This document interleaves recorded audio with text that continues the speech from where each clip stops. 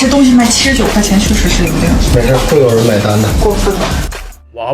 泡泡瑪特早前喺直播嘅時候，兩個員工唔記得熄咪啊，佢哋嘅對話意外流出，仲串啲消費者話佢哋係水魚啊，拖累泡泡瑪特股價曾經下跌5%。據媒體報道，泡泡瑪特喺直播期間展示 D 模生新日記系列掛鏈盲盒嘅時候，喺產品切換期間有2名員工私底下對話被實時收音並播出咗。其中一名女性工作人員手持79蚊嘅盲盒就話：媽呀，這個東西賣49有點過分啦。另一個男員工就輕描淡寫回應：沒事，還會有人買單的。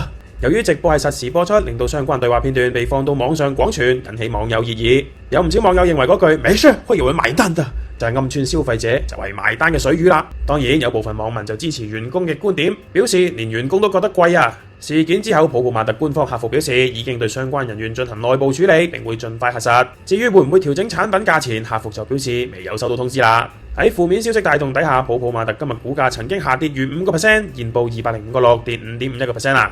今日就嚟到呢度，下條片再見，拜拜。